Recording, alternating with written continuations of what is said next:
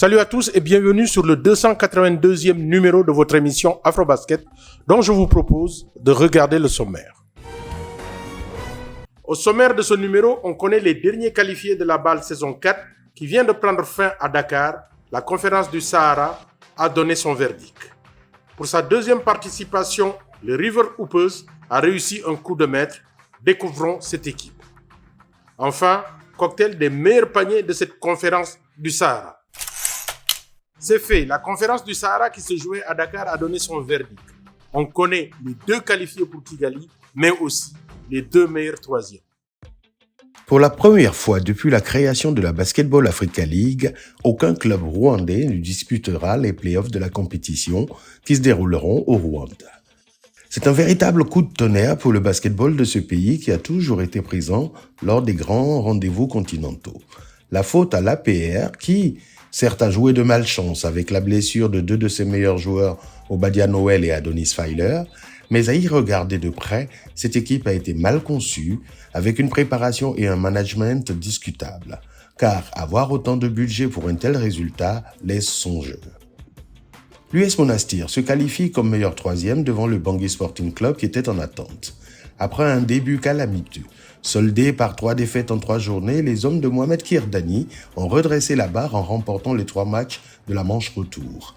Si Chris Crawford est resté égal à lui-même avec 19 points de moyenne par match, l'équation des champions tunisiens était de trouver d'autres scoreurs. Ce qui fut fait avec Oussama Marnaoui, Lassad Chouaïa, James Ater-Majok et George Williams, donnant un peu plus de consistance au jeu offensif des Monastiriens. L'AS Douanes est passé par toutes les émotions avant de s'installer sur la seconde marche du podium. Comme la saison dernière, les Gablous ont alterné le bon, le moyen et parfois le pire. Les Sénégalais ont dû attendre le dernier match pour obtenir leur ticket pour Kigali grâce à ce qu'on pourrait qualifier de match référence pour eux, dans le sillage de Mike Fofana de Gala qui a dynamité la défense de l'APR avec ses 27 points. Mais le puriste, Pabi Gueye, coach de l'AS Douanes, est loin d'être satisfait de la production de ses hommes et veut opérer de profonds changements en vue des playoffs. Nous avons continué à travailler malgré les difficultés, malgré cette victoire. On continuera aussi à être humble, sachant qu'il nous reste encore énormément de choses à faire. J'ai la possibilité de changer quelques jours parce que à certains niveaux, franchement, on pêche. Et si nous voulons vraiment aller loin, il va falloir renforcer encore l'équipe pour espérer atteindre le niveau qu'on avait atteint l'année dernière.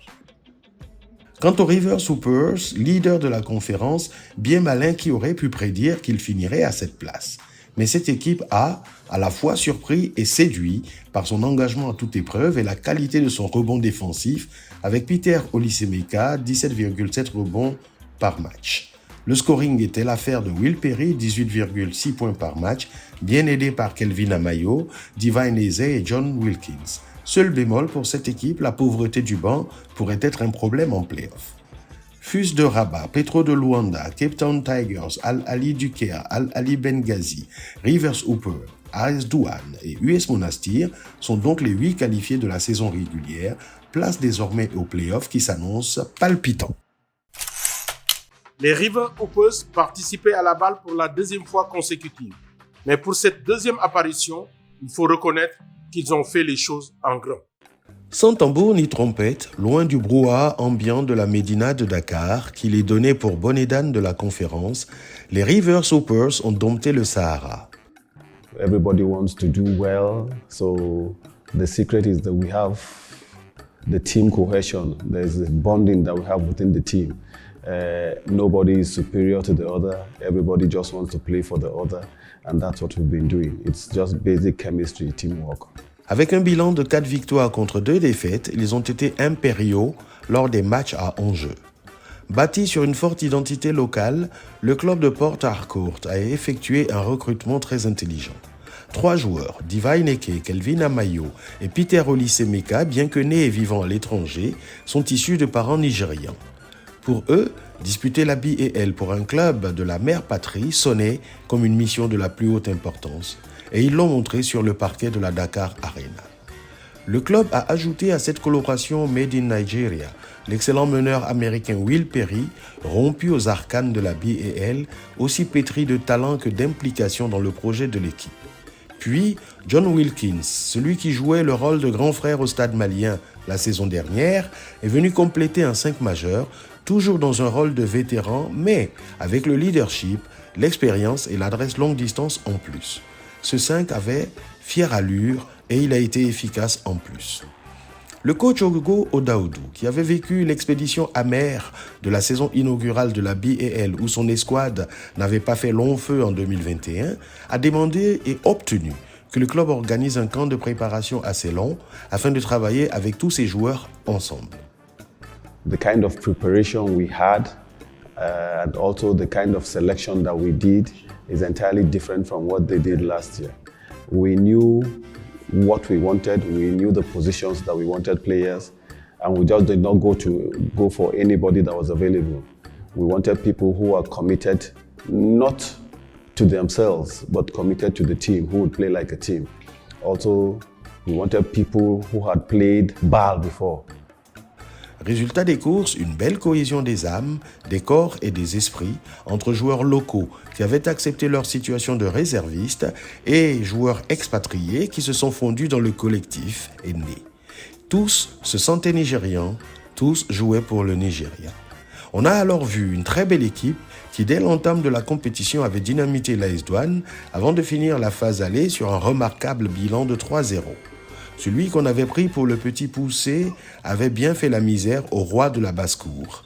Ne leur restant plus qu'une victoire à glaner pour valider leur qualification, les Hoopers, même en n'étant pas très brillants, obtenaient leur ticket et la première place de la conférence après une victoire en double prolongation sur l'APR du Rwanda. So far, as it stands right now, if we're all fit, there are no injuries, this will be the same team that will be in Kigali.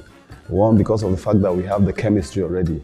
If you bring in 1 or 2 additional players now, you have to start everything all over again. Certes, il reste encore des ajustements à faire sur la route de Kigali, mais une chose est sûre, les Hoopers ne font plus rire, au contraire, ils font peur. Il s'appelle Devan Eke. Il est nigérian et aura sans doute été un des hommes forts de l'équipe des Rivers Hoopers. Pour sa première apparition à la balle, Afrobasket l'a rencontré. Eke, that's me. Yeah. My name is Devon Eke. I'm from Plainfield, New Jersey. I'm a Nigerian, and I'm here at the BAL. After the national team, our head coach here, Coach Ogo, he came to me and presented me the BAL idea, and Coach Ogo was a very down-to-earth, cool guy. So I was just honest with him, like, I don't really know if I want to. I don't really know, like, if I should. Then he's like, talk to your people, your sisters, your cousins, your family. So I ended up calling up Chine, and me and Chine were speaking about it, and Chine was just like, you gotta play. But Chine has been trying to make me play in this for like at least the last 2 years. She's like, you gotta play. I'm telling you, it'll be good for you. It'll be good for the league. You do such great things. And she was just telling me how much of an amazing league that this is, and she hasn't lied about nothing that she said. I think this Eke in the belt, I'm just more like locked in and more ready. The Eke in the national team, I wasn't really familiar with the settings and wasn't really familiar, so it kind of just hit me faster than it did here. But coming here, coach, Calvin, I grew up with Calvin, me and Calvin from New Jersey. Everyone just kind of got me ready and got me on the same page, so I just feel like here I was more ready. I wouldn't say it's maybe easier here. Maybe because my teammates here are very helpful, and they're the real reason why like I'm as successful as I am. So I mean, I wouldn't say it's easier. I wouldn't say it's easier. I just would say like my teammates are just helping me get into the right spots, and they're just very mature. They know ball. They know the BAL.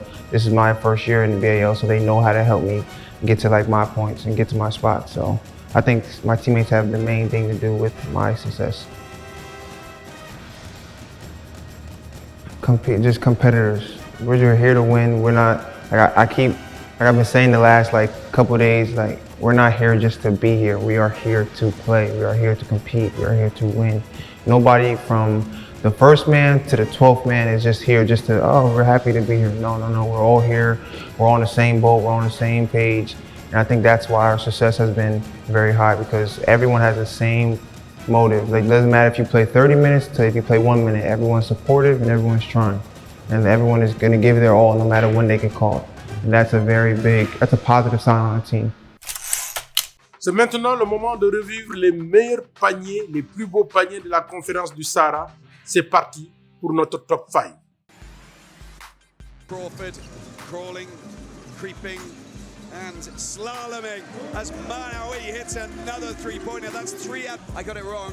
He's at 75%, which is still not bad. But look at these big buckets here from Manawi. Catch and shoot expertise from Marnawi. They're seeking him out actively and made 3 yesterday, makes 3 more today, but this time in the first quarter. Yeah, very strong, very... Nasser, oh, he tries to dunk it. Obekba just blocking him and getting him in the way. But it's not going to be anything, just a block. Look at that. That is sensational from Obekba. That's a big block from Chris Obekba on his. From Tumo has been amazing, and the academy has showcased a lot of really great young players.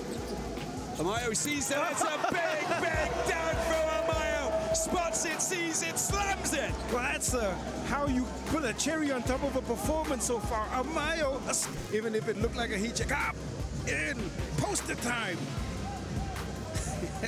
Oh my. Yeah, that is just outrageous. Outrageous there. Look at the reaction from these guys here. It's remaining. Noel goes for the 3. Goes, oh my word! It's a buzzer beater! Oh my! No! If indeed he made it on time. Now the lights started after it left his fingers. There's no way you can stop having that on the score. Look at the clock up there as well. It was still on 0.2 second when it was floating. So that will be given. There you go, you can see from the clock there. That will be given. It helps Crocker run. That's fantastic. And Eke takes a beautiful pass there from Amayo. Wow, that's a threat pass. And Amayo opting. And I'm talking about decision. This time he.